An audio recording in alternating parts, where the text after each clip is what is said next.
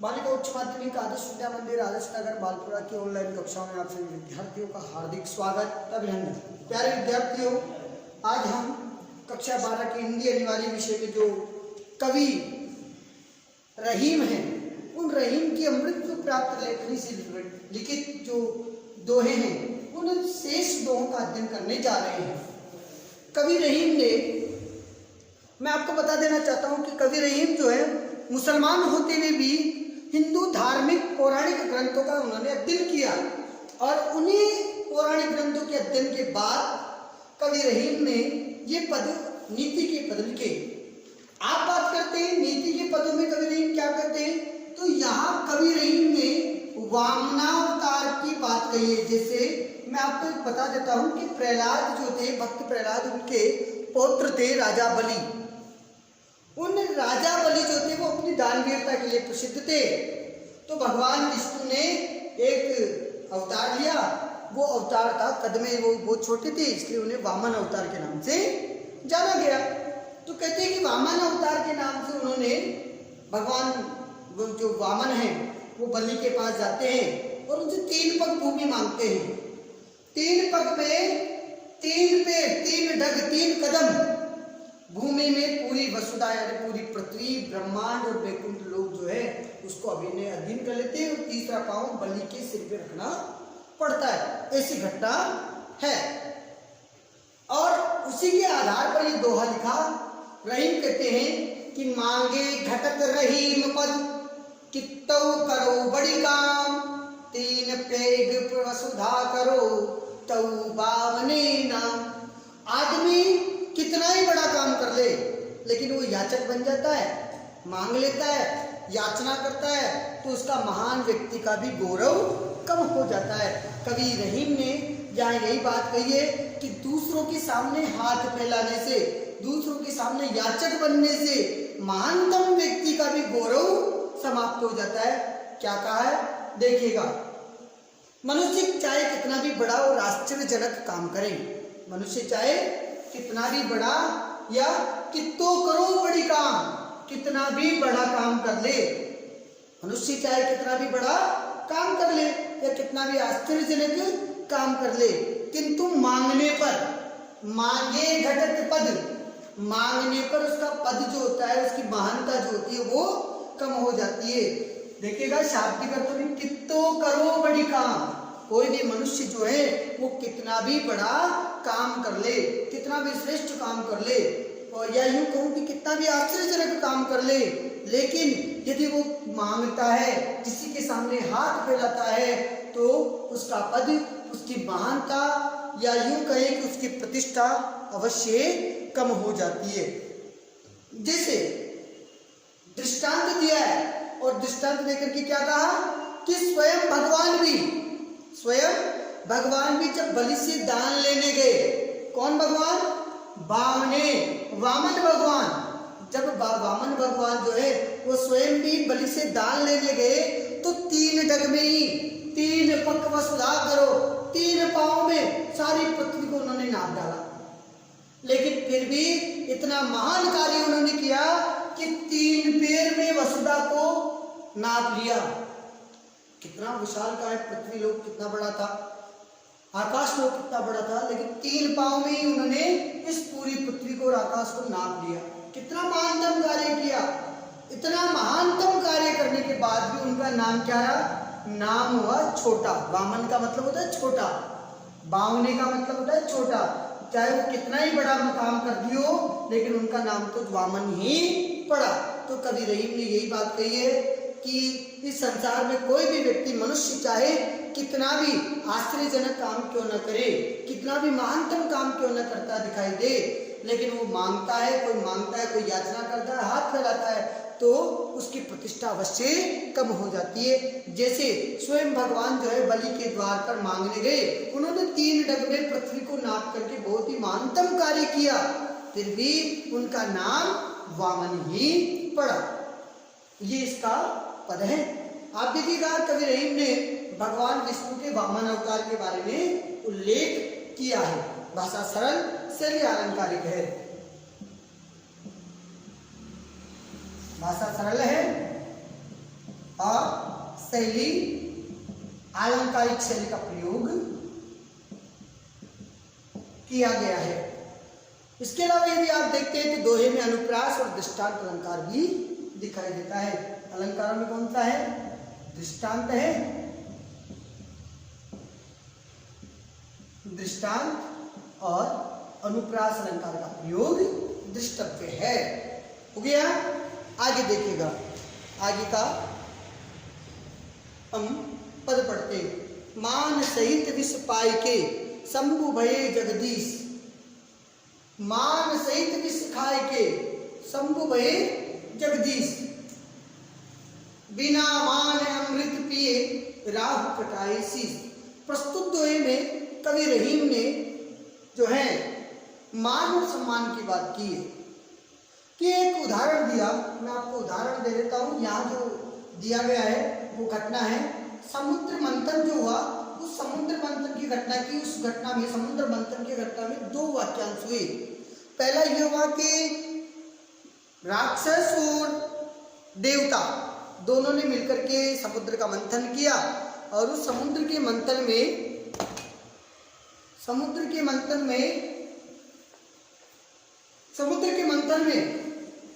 हलाहल, विष और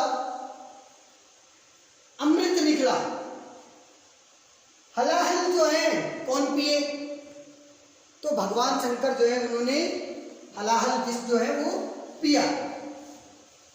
देखिएगा, भगवान शंकर ने जो है उस हलाहल को, उस विष को पी लिया। जब समुद्र मंथन में विष निकला तो उस विष का पान कौन करेगा? विष का पान जो है वो शिव ने किया। और शिव जो है विष का पान करने से, लोक का कल्याण करने से, जगत के ईश, देखिएगा शाब्दिक रूप से देखिएगा, जगत ईश। आपने संधि पढ़ी होगी, तकार वर्ण जो होता है उसका जो है तीसरा वर्ण हो जाता है। क का ग, त का द। व्यंजन संधि का नियम है, व्यंजन संधि का नियम है जसत्व में। त का द आदेश हो गया और शब्द बना जगदीश। संस्कृत में जसत्व है, हिंदी में हमारे व्यंजन संधि ही प्रयुक्त में आती है। तो बोला शंभु वही जगदीश। शंभु कौन है? शंभु का अर्थ है शिव। शिव क्या हो गए हैं? जगदीश हो गए। जगदीश का मतलब संसार के ईश्वर। संसार की लोक कल्याण की कामना इन्होंने की है, लोक कल्याण के लिए अच्छा काम किया। तो मान सहित विष खाए थे, मान और सम्मान के साथ विष खा करके भगवान जो है शंकर जो है वो जगत के ईश्वर बन गए। विष तो तुच्छ वस्तु है, लेकिन मान से तुच्छ वस्तु भी खा करके भगवान शंकर जो है वो क्या बन गए? जगदीश्वर बन गए, ईश्वर बन गए, संसार के ईश्वर पूजनीय हो गए। और अमृत चाहे कितनी अच्छी चीज हो, लेकिन अपमान बिना मान के पिया तो राहु को क्या करवाना पड़ा? शीश कटवाना पड़ा। तो ये शाब्दिक अर्थ है। आप देखिएगा अर्थ आता है। अर्थ में क्या है? कवि रहीम जो है यहाँ समुद्र मंथन से प्राप्त होने वाला जो अमृत और विष है, उन दोनों के मध्य में अमृत और विष पान की घटना को लेकर के यहाँ बताया है।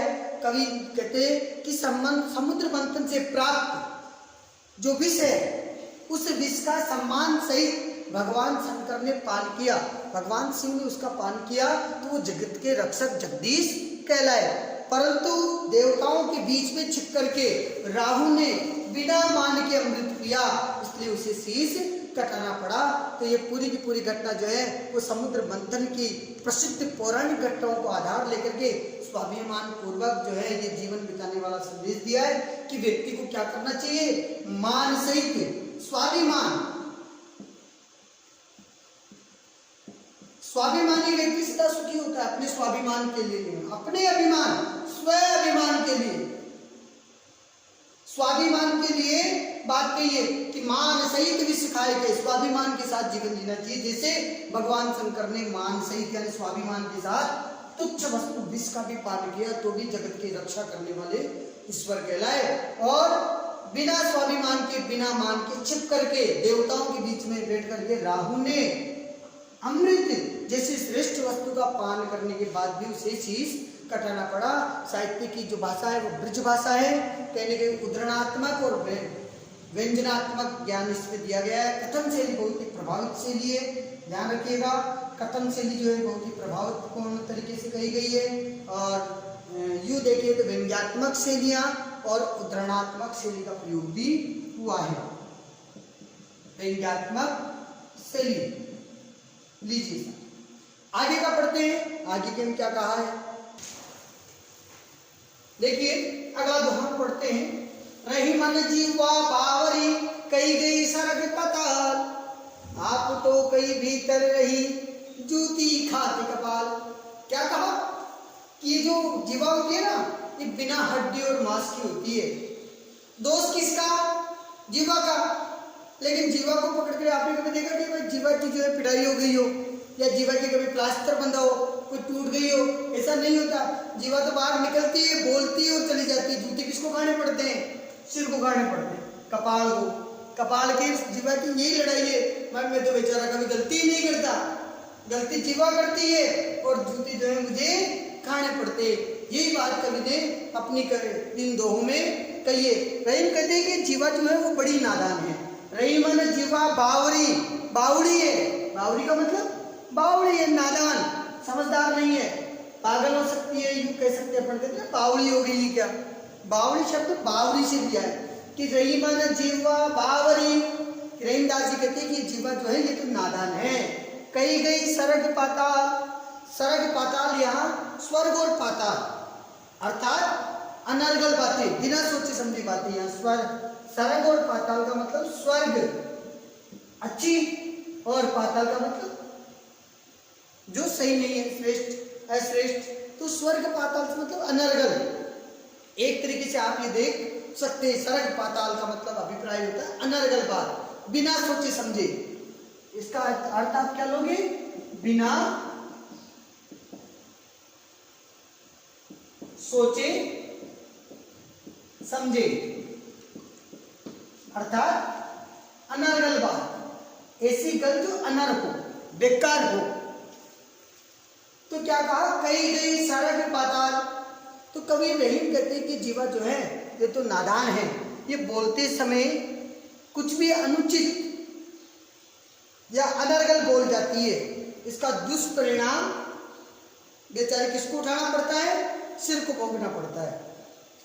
तासे ये है कि कवि रहीम जो है उन्होंने कहा कि वाणी जो होती है उस वाणी का असंयम होना, अपमानजनक फल जो है वो जूतियां पड़ने वाली स्थितियां जो है वो उसको भोगना पड़ता है। अतः बोलते समय हमें सतर्कता रखनी चाहिए। कवि ने कहा कि जीवा जो है ये तो बावड़ी है, नादान है, ये बोलते समय इसको पता नहीं होता कि कहाँ बोलना है, कब बोलना है। अनर्गल बोल जाती है, अनुचित बोल जाती है, ये तो कहकर के अंदर चली जाती है, लेकिन जूते सिर को खाने पड़ते हैं। तो अभिप्राय ये है कि सदैव समय और स्थान का ध्यान रख करके ही हमें बात करनी चाहिए। आवेश में आकर के कोई बात कही जाए तो वो नुकसानदायक होती है। आवेश को त्याग करके बात करनी चाहिए, यही संदेश कवि ने इसमें दिया है। भाषा जो है वो सरल है, सहज और सरल सहज भाषा का प्रयोग हुआ है। और दोहे में अनुप्रास और मानवीकरण अलंकार का भी समुचित प्रयोग किया गया है। देखिएगा कि रही मन जीवा बावरी, रहीमदास जी कहते हैं कि जीवा तो नादान है, नासमझ है, उचित और अनुचित और अनर्गल बातें करती है, और इसका दुष्परिणाम जो होता है वो बेचारे सिर को उठाना पड़ता है। इसीलिए हमें सोच समझ करके अपनी बात को आगे कहना चाहिए। आगे बढ़ते हैं, आगे का दोहा क्या कहा है? आगे के दोहे में लिखा, अमृत ऐसे वचन में रही मन ऋष की घास, जैसे मिस्री में मिली नीरस बांस की पास। क्या लिखा? लिखा कि अमृत ऐसे वचन में रही मन ऋष की घास। अमृत रूपी जो वचन है, अमृत कहते हैं मधुरता वाले, मधुर वचन। ऋष कहते हैं क्रोध को, ऋष का मतलब क्रोध, क्रोध, ऋष का मतलब होता है क्रोध, और घास का मतलब होता है गांठ। घास का अभिप्राय है गांठ। आप गांठ कह सकते हैं या शाब्दिक अर्थों में आप कह सकते हैं अप्रिय मिलन। दोनों का मिलन जो है वो अप्रिय हो जाता है, तो अप्रिय मिलन भी कह सकते हो। आगे मिश्री, मिश्री एक मधुर मीठा जो होता है उसको मिश्री के रूप में जाना जाता है। और मिश्री में गन्ने की जो बांस होती है, गन्ने का जो बांस, नीरस बांस, बांस होता है गन्ना, उस गन्ने की जो छिलके होती है वो कभी कभी मिश्री में घुस करके आ जाते हैं। तो यही बात कभी रहीम ने कही है कि रहीम कहते हैं कि व्यक्ति को सदा मधुर और विनम्र होना चाहिए। व्यक्ति जो हो उसको सदा मधुर और विनम्र होना चाहिए, क्योंकि कर्णप्रिय मृदुल बोली से कटु जो होता है, कटु जो बोलने वाला है, उस कटु बोलने वाले का, कटु बोलने वाला वैसे ही खटकने लगता है जैसे मधुर मिश्री में सूखे हुए बांस का जो छिलका है वो खटकने लगता है। तो क्या लिखा देखिएगा, कर्णप्रिय और अमृत जैसे वचनों में क्रोध की जो घास होती है ना वो खटकने लगती है, कटु वाणी जो है वो दर्द करने लगती है। यूं कहे तो कर्णप्रिय और मधुर बोली में कटु जो होता है, कटु प्रयोग जो होता है वो कहीं न कहीं खटकने वाला प्रतीत होता है। जैसे मिश्री होती है मीठी, उस मीठी मिश्री में जो बांस की जो बांस होती है ना वो आकर के उसके स्वाद को किरकिरा कर देती है। इसी प्रकार यहाँ भी अमृत वचन की बात कवि रहीम ने कही है। कवि रहीम ने मिश्री के निर्माण की प्रक्रिया के माध्यम से ज्ञान जताते हुए कहा है कि व्यक्ति को जो है मधुरता से पूर्ण या विनम्र और कर्मप्रिय बात जो है वो करनी चाहिए। दोहे की भव्यता का प्रमाण पत्र भी यहाँ दिया है। भाषा शैली जो है वो बड़ी रोचक है। यूं कहें तो यहाँ अनुप्रास और नीरस बांस जो है इसमें उदाहरण अलंकार का प्रयोग हुआ है। आज हमने रहीम के इस पदों को पढ़ा, कल हम जो है अगले पाठ को पढ़ेंगे। यदि आपको कोई दिक्कत हो तो आप इसमें लिख करके भेज सकते हैं। धन्यवाद।